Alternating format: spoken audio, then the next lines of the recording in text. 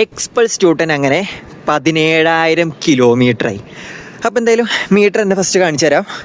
ഇപ്പോൾ 17,609 കിലോമീറ്ററാണ് എൻ്റെ എക്സ്പൾസ് 210 അയക്കുന്നത്. സോ ഇത്രയ്ക്കും കിലോമീറ്റർ ഓടിയ എക്സ്പൾസ് 210 എന്തായാലും കുറവാണ്. അപ്പോൾ വണ്ടി ഏകദേശം കേരളയിൽ നിന്ന് കാശ്മീർ പോയി അങ്ങനെ തിരിച്ച് ബാംഗ്ലൂർ എത്തിയേക്കാണ്. അപ്പോൾ എൻ്റെ കാശ്മീർ പോയ കുറേ വീഡിയോകളൊക്കെയും കണ്ടു കഴിഞ്ഞിട്ട് എന്നോട് നിറയെ പേര് എന്നോട് ചോദിക്കുന്നുണ്ട്, വണ്ടി എങ്ങനെയുണ്ട്, വാങ്ങാൻ എങ്ങനെയാണ്, എന്തെങ്കിലും കംപ്ലൈൻ്റ് ഉണ്ടോ, അതുപോലെ കുറേ കാര്യങ്ങൾ എന്നോട് ചോദിച്ചു വരുന്നുണ്ട്. അപ്പോൾ എന്നെ ഈ റീസെൻ്റായിട്ട് ലൈവിൽ പോലും 3-4 പേര് എന്നോട് ചോദിച്ചു ഒന്ന് ഡീറ്റെയിൽ ആയിട്ട് ഇത്രയ്ക്കും ഡിസ്റ്റൻസ് പോയതിൻ്റെ ഒരു റൈഡ് റിവ്യൂ വീഡിയോ ഇടാൻ പറ്റുമെന്ന്. അപ്പോൾ ഞാൻ മാക്സിമം നോക്കാം. തിരിച്ച് നാട്ടിലെത്തിയിട്ട് ചെയ്യാമെന്ന് പറഞ്ഞു. പക്ഷേ കുറേ പേർക്ക് ഭയങ്കരമായിട്ട് ക്യൂരിയസ് ആണ്, കാരണം വാങ്ങാനായിട്ട് നിൽക്കുന്നതുകൊണ്ട് ഞാൻ ഡെഫിനറ്റ്ലി റീസെൻ്റായിട്ട് തന്നെ നല്ലൊരു സ്പോട്ട് ഒപ്പിച്ചിട്ട് ഞാൻ വണ്ടീനെ കുറിച്ച് ഡീറ്റെയിൽ ആയിട്ട് പറയാമെന്ന് പറഞ്ഞു. അങ്ങനെ ബാംഗ്ലൂർ സൈഡിൽ ഇതുപോലെ ഒരു പീസായിട്ടുള്ള സ്ഥലം കിട്ടാമെന്ന് പറഞ്ഞാൽ ഭയങ്കര പാടാണ്. അപ്പോൾ എൻ്റെ കസിൻസിൻ്റെ ഒപ്പമാണ് സ്റ്റേ. അപ്പോൾ അങ്ങനെ ഒരു കസിൻ്റെ വീട് അത്യാവശ്യത്തിന് വൈറ്റ് ഫീൽഡ് സൈഡിലാണ്. അപ്പോൾ ആ ഭാഗത്ത് നല്ലൊരു അടിപൊളി വ്യൂ ഉള്ള സ്ഥലം കിട്ടിയതുകൊണ്ട് നിങ്ങൾ ചോദിച്ചുകൊണ്ട് തന്നെ എക്സ്പൾസ് 210 കുറിച്ച് ഞാനങ്ങനെ എല്ലാ കാര്യങ്ങളും പറയാം. എക്സ്പൾസ് 210 ബേസിക് ആയിട്ടുള്ള കാര്യങ്ങളൊന്നും ഞാൻ പറയുന്നില്ല, കാരണം എന്ന് വെച്ചാൽ ഞാൻ അതിൻ്റെ ഒരു ഡീറ്റെയിൽ ആയിട്ടുള്ള റിവ്യൂ വീഡിയോ ഇട്ട് കഴിഞ്ഞിട്ടുണ്ട്. അപ്പോൾ അത് കാണണമെന്ന് ആഗ്രഹം ഉണ്ടെങ്കിൽ ജസ്റ്റ് ഈ വീഡിയോയുടെ അവസാനം നോക്കിയാൽ മതി. ഞാനതെന്തായാലും സെറ്റ് ചെയ്ത് വെക്കാം, അല്ലെങ്കിൽ എൻ്റെ വീഡിയോസ് പ്രീവിയസ് ചെക്ക് ചെയ്താൽ മതി, അല്ലെങ്കിൽ മുകളിൽ ഞാൻ പിൻ ചെയ്ത് വെച്ചേക്കാം. അപ്പോൾ അതല്ലാതെ ഈ കാശ്മീർ ട്രിപ്പ് പോയ സമയത്ത് എക്സ്പൾസ് 210 ഉണ്ടായ ഇഷ്യൂസും അതുപോലെ തന്നെ വേറെ എന്തൊക്കെയും കാര്യങ്ങളാണെന്നുള്ളത് ഡീറ്റെയിൽ ആയിട്ട് ഞാൻ എക്സ്പ്ലെയിൻ ചെയ്യാം.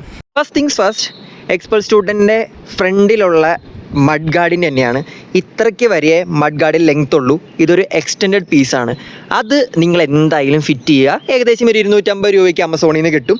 അതെന്തുകൊണ്ടാണ് വെക്കണമെന്ന് വെച്ച് കഴിഞ്ഞാൽ ഇതിൻ്റെ ലെങ്ത്ത് കുറവായതുകൊണ്ട് തന്നെ ടയറിൽ നിന്നുള്ള ചെളി കറക്റ്റ് ഇതിക്കൂടെ പാസ് ചെയ്ത് നമ്മുടെ ഷർട്ടിലേക്ക് തെറിക്കും. അപ്പോൾ ഷർട്ടിലേക്ക് ഇങ്ങനെ കുത്തു പോലത്തെ ഒരു പാട് വരാൻ നല്ല ചാൻസ് ഉണ്ട്, അത്യാവശ്യം ചെളിയുള്ളതോ മഴയുള്ള സിറ്റുവേഷനിലോ റോഡ് പോയി കഴിഞ്ഞാൽ. അപ്പോൾ എക്സ്പൾസ് 210 യൂസേഴ്സിനുള്ള ഫസ്റ്റ് തിങ് ആണ് ഒരു 250 രൂപയ്ക്ക് ആമസോണിൽ നിന്ന് സാധനം വാങ്ങാൻ കിട്ടും. അതങ്ങോട്ട് വാങ്ങാം, ഫിറ്റ് ചെയ്യുക. അപ്പോൾ ഫസ്റ്റ് തിങ് ഇതാണ് ഞാൻ പറയുന്നത്. അത് ഞാൻ കാശ്മീർ പോണേക്കാളും മുമ്പേ ഞാൻ ഫിറ്റ് ചെയ്ത് വെച്ചാണ്. പിന്നെ ഏകദേശം 17,600 കിലോമീറ്ററായി. ടയർ ഇപ്പോഴും സെറ്റ് തന്നെയാണ്, വലിയ ഇഷ്യൂ ഒന്നുമല്ല. ഫ്രണ്ട് ടയറിന് പിന്നെയും കുറച്ചും കൂടി കട്ടയൊക്കെയുണ്ട്. ഇനിയും വേണമെങ്കിൽ ഒരു 1,000-2,000 കിലോമീറ്റർ ഇനിയും പോവും. അതുപോലെ ബാക്ക് ടയർ ചെറുതായിട്ടൊന്ന് മൊട്ടയായി തുടങ്ങിയിട്ടുണ്ട്. എന്നാലും 18,000 കിലോമീറ്റർ എന്തായാലും ആവും. സോ ടി വി എസിൻ്റെ അല്ലേ, യൂറോ ഗ്രിപ്പാന്ന് തോന്നുന്നു, യെസ്. അപ്പോൾ ഈ ഒരു ടയർ അത്യാവശ്യത്തിന് നല്ലതാണ്, കുഴപ്പമൊന്നുമില്ല. ഓഫ് റോഡ് പോകാനാണെങ്കിലും മഞ്ഞിക്കൂടെ പോകാനാണെങ്കിലും ഒരുവിധം അഡ്ജസ്റ്റ് ചെയ്ത് തന്നെ പോകും. ഞാൻ ശ്രീനഗർ വെച്ചിട്ട് പുതിയൊരു മഞ്ഞത്ത് പോകാനുള്ള ടയർ വാങ്ങണം എന്ന് വിചാരിച്ചാണ്, പക്ഷേ വേണ്ടി വന്നില്ല. ഇനി നെക്സ്റ്റ് തിങ്, അത് എക്സ്പൾസിൻ്റെ കാരിയറാണ്. സ്റ്റോക്ക് കാരിയറിന് ഏകദേശം 3 kg ആണ് ഒഫീഷ്യലായിട്ട് മാക്സിമം ലിമിറ്റ് വെച്ചേക്കുന്നത്. ഞാൻ ആ കാരിയർ മാറ്റിയിട്ട് ആഫ്റ്റർ മാർക്കറ്റ് വെച്ചു. അപ്പോൾ അതുകൊണ്ടുണ്ടായ ഇഷ്യൂ ആണ്, അതായിട്ടുള്ള ഇഷ്യൂ ആണ്. അപ്പോൾ ഒഫീഷ്യലി എക്സ്പൾസിൻ്റെയോ അല്ലെങ്കിൽ ആ ഒരു വണ്ടിയുടെ ആയിട്ടുള്ള ഇഷ്യൂ ഒന്നുമല്ല. ഞാൻ എക്സ്ട്രാ കാരിയർ ഫിറ്റ് ചെയ്തുകൊണ്ടും അതിൻ്റേതായൊരു വെയിറ്റ് ലിമിറ്റും കാര്യങ്ങളൊക്കെ ഉണ്ട്. അപ്പോൾ ആ ഒരു കാരിയർ വെച്ചിട്ട് ഫിറ്റ് ചെയ്തിട്ട് ഞാൻ ഇന്ത്യയിൽ ഞാൻ ഇതുവരെയായിട്ട് പോയിട്ടുള്ള ഏറ്റവും ദുരന്തം പിടിച്ച റോഡാണ് ഗുജറാത്തിലെ റോഡുകൾ. എനിക്കങ്ങോട്ട് ആവശ്യം വന്നു ആ വൃത്തികെട്ട റോഡിൽ കൂടെ വണ്ടി ഓടിച്ച് പോയി കഴിഞ്ഞിട്ട്. ആ ഒരു റോഡിൽ ഓടിച്ച് പോയ കാരണം കൊണ്ട് മാത്രം എൻ്റെ കാരിയറിൻ്റെ ഇവിടുത്തെ സ്ക്രൂ ഒടിഞ്ഞു പോയി, അതുപോലെ തന്നെ കാരിയർ താന്നു പോയി. അതുകൊണ്ട് തന്നെ എൻ്റെ ഇവിടുത്തെ ഫൈബർ പീസ് വരെ പൊട്ടിപ്പോയി. കണ്ട, ഈ ഒരു സ്ക്രൂ താന്ന് എൻ്റെ ഫൈബർ പീസ് വരെ പൊട്ടിപ്പോയി. അത് കഴിഞ്ഞിട്ട് കുറച്ച് നാളത്തേക്ക് അഡ്ജസ്റ്റ്മെൻറ്റിന് വേണ്ടി വേറൊരു സ്ക്രൂ ഫിറ്റ് ചെയ്തു. പക്ഷേ നല്ലൊരു സ്ക്രൂ ഞാൻ ബാംഗ്ലൂരിൽ നിന്നാണ് ഫിറ്റ് ചെയ്തത്. സോ ഈ ടോപ്പ് ബോക്സിൻ്റെ വെയിറ്റും കാര്യങ്ങളെല്ലാം കാരണം മാത്രമല്ല, ഒരു ദുരന്തം പിടിച്ച റോഡ് കാരണമാണ് എനിക്ക് ആ ഗുജറാത്തിലെ റോഡ് എനിക്ക് അത്രയ്ക്ക് അരിച്ചുകൊണ്ടെന്ന് പറഞ്ഞാൽ അത്രയ്ക്ക് അരിച്ചുകൊണ്ട്. അതുകൊണ്ട് തന്നെയാണ് എൻ്റെ വണ്ടിക്കുള്ള കുറേ പണികൾ കിട്ടിയേക്കുന്നത്. ഇപ്പോൾ കാരിയറിൻ്റെ വെയിറ്റ് കാരണം ഇതൊടിഞ്ഞ് ഇവിടെ ഹോള് വന്നു. അതുപോലെ തന്നെ കാരിയറിന് ഈ ഒരു കാരിയറിൻ്റെ മറ്റേ ടോപ്പ് ബോക്സിനുള്ള ലോക്ക് പീസ് ഇതാണ് സ്റ്റോക്ക് വരുന്നത്. ഇങ്ങനെ 4 പീസാണുള്ളത്. അപ്പോൾ അതിൽ ഒരു പീസ് അങ്ങോട്ട് വിട്ടുപോയി. അപ്പോൾ അത് എനിക്ക് റീപ്ലേസ്മെൻറ്റ് അലുമിനിയം പീസ് കിട്ടി. അത് കിട്ടാൻ ഇത്തിരി പാടാണ്, പക്ഷേ ബാംഗ്ലൂരിൽ നിന്ന് എനിക്ക് കിട്ടി.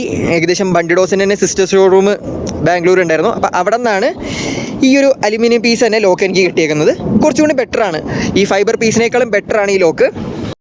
സോ ആ ഒരു കാരിയർ ഒടിവാണ് എനിക്ക് ആദ്യമായിട്ട് ഉണ്ടായ ഫസ്റ്റ് മേജർ ഇഷ്യൂ. അതുകൊണ്ട് തന്നെയാണ് എനിക്ക് വണ്ടിയും ഇങ്ങനത്തെ ഇഷ്യൂ ഉണ്ടായതും. അതുപോലെ തന്നെ അതെ സൈലൻസറിൻ്റെ ഇവിടം വരെ ഒരു ബെൻഡ് വരെ എനിക്ക് കിട്ടി, അത് താന്ന് കാരണം. കുഴപ്പമില്ല, എന്തെങ്കിലും ആവട്ടെ. സോ അത് വണ്ടിയായിട്ടുണ്ടായൊരു ഇഷ്യൂ അല്ല, അത് കാരിയർ എക്സ്ട്രാ പിടിപ്പിച്ചതിൻ്റെയും ഏറ്റവും ദുരിതം പിടിച്ച് റോഡിൽ കൂടെ പോയതും കൊണ്ടുമാണ്. അല്ലാതെ അത്യാവശ്യം നല്ല കാരിയറൊക്കെ തന്നെയാണ്, ഇല്ലയെന്നൊന്നും പറയുന്നൊന്നുമില്ല. പക്ഷേ ഇറ്റ്സ് ഇന്ത്യയിലെ റോഡാണ്, പറഞ്ഞിട്ട് കാര്യമില്ല. എനിക്ക് തോന്നുന്നു ഇതൊക്കെ വെച്ച് നോക്കുമ്പോൾ നമ്മുടെ കേരളയിലെ റോഡ് നല്ല ഭേദമാട്ടോ. പിന്നെ അടുത്ത എന്താണെന്ന് വെച്ച് കഴിഞ്ഞാൽ എക്സ്പൾസ് 210 മറ്റേ ഹാൻഡിൽ ഗാർഡാണ്. അപ്പോൾ സ്റ്റോക്ക് ആയിട്ടുള്ള ഹാൻഡിൽ ഗാർഡ് തന്നെ വെച്ചാൽ മതി, വേറെ ആഫ്റ്റർ മാർക്കറ്റ് വെക്കേണ്ട ആവശ്യമൊന്നുമില്ല. കാരണം ആ സ്റ്റോക്ക് ആയിട്ടുള്ള ഹാൻഡിൽ ഗാർഡ് ചീപ്പുമാണ്, അതുപോലെ തന്നെ പെട്ടെന്നൊന്നും ഒടിയില്ല. വളയുമായിരിക്കും പക്ഷെ ഒടിയൂല. അപ്പോൾ അത്യാവശ്യത്തിന് ഒരു കുറച്ച് വീഴ്ചയ്ക്ക് വീണതിന് ശേഷം എൻ്റെ കാർദുംഗ്ലയിൽ വെച്ചിട്ടാണ് എൻ്റെ ഇവിടുത്തെ സംഭവം ഒടിഞ്ഞു പോയത്. അപ്പോൾ അതിൻ്റെ ഡീറ്റെയിൽ ആയിട്ടുള്ള വീഡിയോയ്ക്ക് പതുക്കെ വരും. സോ അതൊക്കെ റീലായിട്ട് തന്നെ പതുക്കെ വരും. സോ അത് ഒടിഞ്ഞു പോയതിന് ശേഷം എനിക്ക് അതിൻ്റെ പീസ് കിട്ടാനായിട്ട് ഭയങ്കര പാടായതുകൊണ്ട് തന്നെ ഞാൻ ഡൽഹിയിൽ വെച്ചിട്ട് ഒരു ആഫ്റ്റർ മാർക്കറ്റായ ഹാൻഡിൽ പ്രൊട്ടക്ടറാണ് വെച്ചത്. അത് 2000 രൂപയുടെ വെച്ചത്, അത് കുറച്ചും കൂടി എക്സ്പെൻസീവാണ്. പക്ഷേ അത് വീണ് കഴിഞ്ഞിട്ട് ഒടിഞ്ഞു പോയി കഴിയുമ്പോൾ 2000 രൂപയുടെ നഷ്ടം എന്ന് പറഞ്ഞാൽ ചെറിയൊരു നഷ്ടമൊന്നുമല്ല. അതിനേക്കാളും ഭേദം ഹീറോയുടെ തന്നെ സ്റ്റോക്കായിട്ടുള്ള ചീപ്പായിട്ടുള്ള പാർട്ട് വെച്ച് കഴിഞ്ഞാൽ പെട്ടെന്ന് ഒടിയുമില്ല, വളയുള്ളൂ.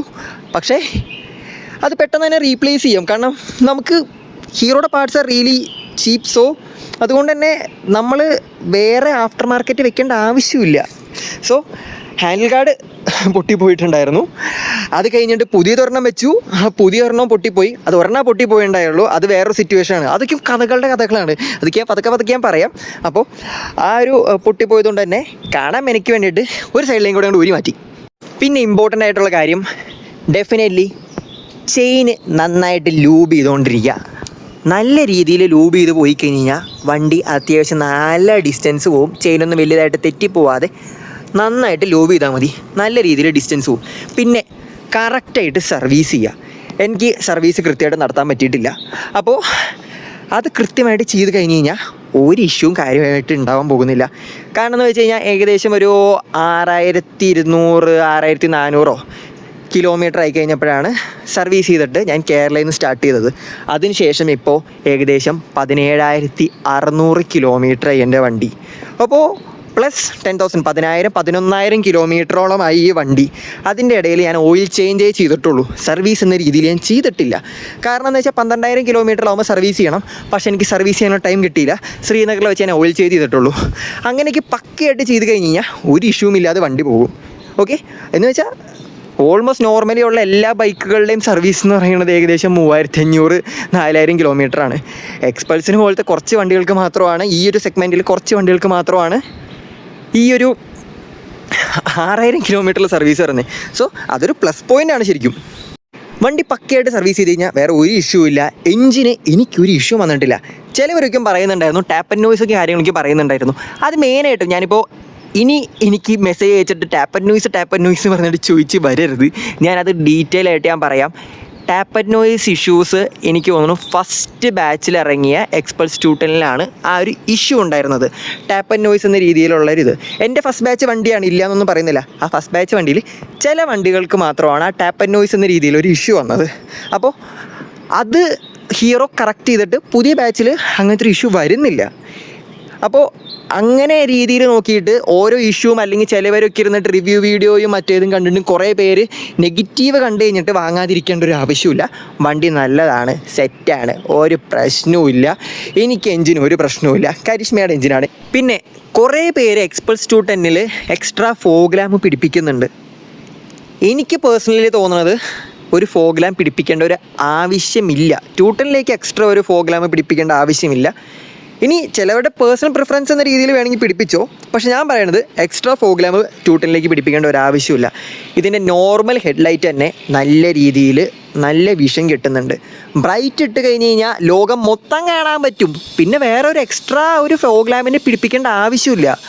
ഞാനിവിടെ എൻ്റെ ഒരു വൈസർ ഹെൽമെറ്റ്, ഡേർട്ട് ബൈക്ക് ഹെൽമെറ്റാണ്, അതിൻ്റെ ഉള്ളിൽ ടിൻറ്റഡ് വൈസർ വെച്ചിട്ട് പോലും എൻ്റെ ഹൈ ബീമിൽ നല്ല രീതിയിൽ രാത്രി കാണാൻ പറ്റുന്നുണ്ട്. അപ്പോൾ ഫോഗ് ലാമ്പ് വെക്കുന്ന കാര്യത്തിൽ എൻ്റെ പേഴ്സണൽ ഒപ്പീനിയൻ പറഞ്ഞാൽ എനിക്ക് ആവശ്യം വന്നിട്ടില്ല. കാശ്മീർ മൊത്തം പോയി, രാത്രി ഓടിച്ച് എല്ലാത്തിൽ കൂടെയും പോയി, മഞ്ഞത്തിൽ കൂടെ ഓടിച്ചോട്ടെ, എനിക്കതിൻ്റെ ഒരു ആവശ്യം വന്നിട്ടില്ല. സോ അത് ഞാൻ ജസ്റ്റ് പറഞ്ഞെന്നുള്ളൂ. ഇപ്പോൾ നെക്സ്റ്റ് സർവീസ് ടൈം ആവാറായി. ഏകദേശം ഒരു 400 കിലോമീറ്ററും കൂടി കഴിഞ്ഞ് കഴിഞ്ഞാൽ 18,000 കിലോമീറ്റർ ആവും. അപ്പോൾ എഞ്ചിൻ ഓയിൽ പക്കയായിട്ട് ചേഞ്ച് ചെയ്ത് കഴിഞ്ഞാൽ ഭയങ്കര സ്മൂത്താണ് വണ്ടി. ഇപ്പോൾ സ്മൂത്ത്നെസ് ചെറുതായിട്ടൊന്ന് കുറഞ്ഞു തുടങ്ങിയിട്ടുണ്ട്. കാരണം അടുത്ത സർവീസ് ടൈം ആയി എന്ന് വെച്ചാൽ എനിക്ക് ഫീൽ ചെയ്യുന്നതാണ്. നിങ്ങൾക്കൊന്നും അങ്ങനെ ഫീൽ ചെയ്യുമെന്നൊന്നും അറിയില്ല. ഞാൻ ഇത്രയ്ക്കും ഡിസ്റ്റൻസ് ഓടുന്നതുകൊണ്ട് തന്നെ ഞാൻ എൻ്റെ V3 ഓടിച്ച് കഴിഞ്ഞ് കഴിഞ്ഞിട്ടും എൻ്റെ പ്രീവിയസ് വണ്ടിയിൽ ഇപ്പോഴുള്ള വണ്ടി എൻ്റെ R15 V3 ആണ്. അപ്പോൾ എഞ്ചിൻ ഓയിൽ ചേഞ്ച് ആവാറാകുന്ന ടൈമായിരിക്കും ആ വണ്ടിയുടെ ചെറിയൊരു സ്മൂത്ത്നെസ് മാറി തുടങ്ങും. അപ്പോൾ എനിക്ക് ആ ഒരു സംഭവം ഫീൽ ചെയ്ത് തുടങ്ങിയിട്ടുണ്ട്. അപ്പോൾ ടൈം ആകുമ്പോൾ കറക്റ്റായിട്ട് എഞ്ചിൻ ഓയിലേക്ക് മാറാം. എഞ്ചിൻ ഓയിലൊക്കെ പക്കയായിട്ട് മാറിക്കഴിഞ്ഞ് കഴിഞ്ഞാൽ ഒരു ഇഷ്യൂവും ഉണ്ടാവില്ല. എനിക്കിപ്പോൾ എന്ന് വെച്ച് കഴിഞ്ഞാൽ എഞ്ചിൻ ഓയിൽ മാറ്റാറായി എന്ന് മാത്രമേ ഉള്ളൂ. പിന്നെ വണ്ടി മൊത്തത്തിലൊന്ന് സെറ്റ് ചെയ്തെടുക്കണം. കാരണം എന്ന് വെച്ച് കഴിഞ്ഞ് കഴിഞ്ഞാൽ ഈ പൊട്ടിപ്പോയ പീസ്, അതുപോലെ തന്നെ കാരിയറിൻ്റെ ഒക്കെ ഒന്ന് പക്കയായിട്ടൊന്ന് സെറ്റാക്കി എടുക്കണം എന്നുള്ളൂ. അതുപോലെ തന്നെ ഇത് പറ്റുമെങ്കിൽ സ്റ്റോക്കായിട്ടുള്ള ഹാൻഡിൽ ഗാർഡ് തന്നെ വെക്കണം.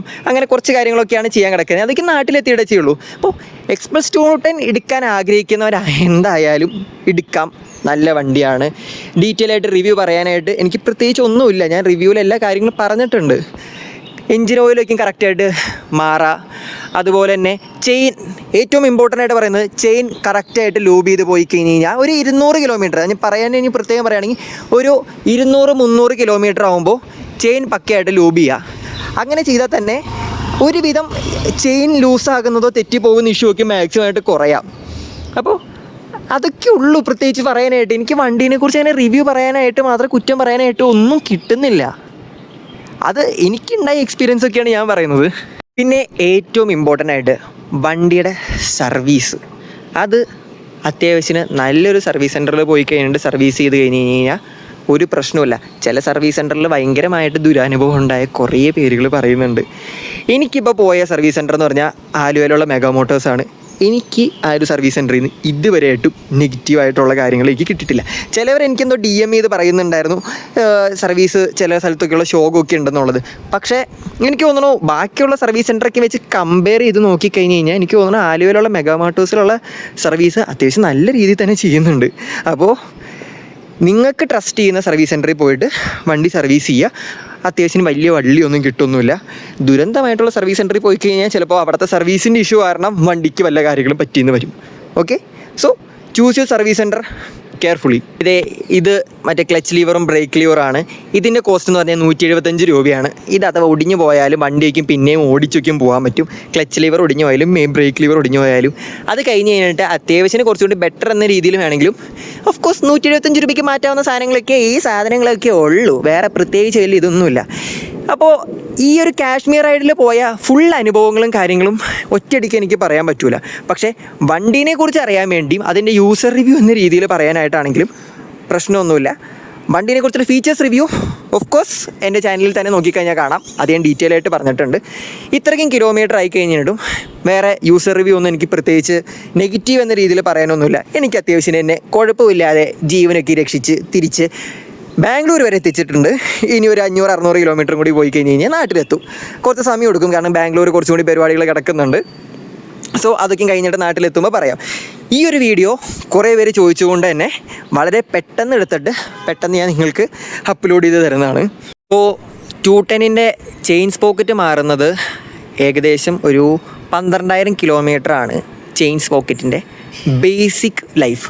അത് പക്കയായിട്ട് ലൂബ് ചെയ്ത് നല്ല രീതിയിൽ മെയിൻറ്റെയിൻ ചെയ്ത് പോയി കഴിഞ്ഞ് കഴിഞ്ഞാൽ ചെയിൻ സ്പോക്കറ്റിൻ്റെ ലൈഫ് ഏകദേശം 12,000 കിലോമീറ്ററാണ്. ചിലപ്പോൾ അതിന് കൂടുതലും കിട്ടും. നേരെ ചോയ ലൂബൊന്നും ചെയ്തില്ലെങ്കിൽ വല്ല 9,000-10,000 കിലോമീറ്ററിൽ ചെയിൻ സ്പോക്കറ്റ് ചേഞ്ച് ചെയ്യേണ്ടി വരും. അപ്പോൾ അങ്ങനെ സ്റ്റാർട്ടിങ്ങിൽ നേരെ ചോയ ലൂബ് ചെയ്യാത്തതുകൊണ്ട് തന്നെ എൻ്റെ ആദ്യത്തെ ചെയിൻ സ്പോക്കറ്റ് ഏകദേശം 9,000 കിലോമീറ്റർ ആയപ്പോൾ എനിക്ക് ചേഞ്ച് ചെയ്യേണ്ടി വന്നു. ആ സമയത്ത് എനിക്ക് ചെയിൻ സ്പോക്കറ്റ് കിട്ടാനുണ്ടായില്ല. കാരണം എന്ന് വെച്ച് കഴിഞ്ഞ് കഴിഞ്ഞാൽ 210 ചെയിൻ സ്പോക്കറ്റ് പ്രൊഡക്ഷൻ ഉണ്ടായില്ല. കാരണം ഇത്രയ്ക്കും കിലോമീറ്റർ ആവുന്ന വണ്ടി വളരെ കുറവാണ്. കാരണം എന്ന് വെച്ച് കഴിഞ്ഞ് കഴിഞ്ഞാൽ ഒരു മാസം മുമ്പ് തന്നെ 9,000-10,000 കിലോമീറ്റർ ആകുന്ന ഒരു എക്സ്പ്രസ് 210 വളരെ കുറവായതുകൊണ്ട് തന്നെ എനിക്ക് ചെയിൻ സ്പോക്കറ്റ് കിട്ടാൻ പാടായിരുന്നു. അതുകൊണ്ട് തന്നെ 204 ചെയിൻ സ്പോക്കറ്റാണ് വെച്ചേക്കുന്നത്. ഇനി ഒരു കുറച്ച് കിലോമീറ്റർ കൂടി കഴിഞ്ഞ് കഴിഞ്ഞാൽ പിന്നെയും ചെയിൻ സ്പോക്കറ്റ് മാറ്റേണ്ട സമയമാവും.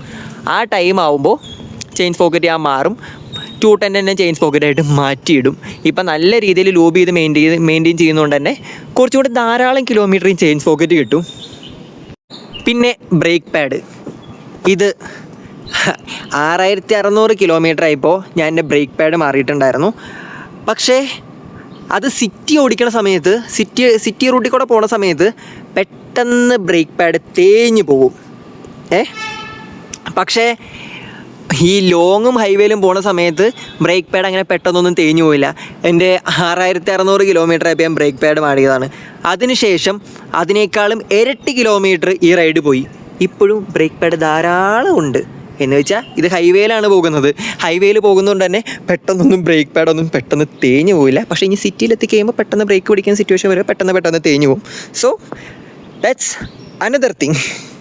ട്രാവൽ എക്സ്പീരിയൻസും ഉണ്ടായ അനുഭവങ്ങളൊക്കെയും പതിയെ ഓരോന്നും എനിക്ക് പറ്റാവുന്ന രീതിയിൽ ഞാൻ എഡിറ്റ് ചെയ്ത് സെറ്റാക്കി തരാം മക്കളെ. ഞാൻ പതുക്കെ ഒന്ന് വേഗം എഡിറ്റ് ചെയ്ത് തരാം.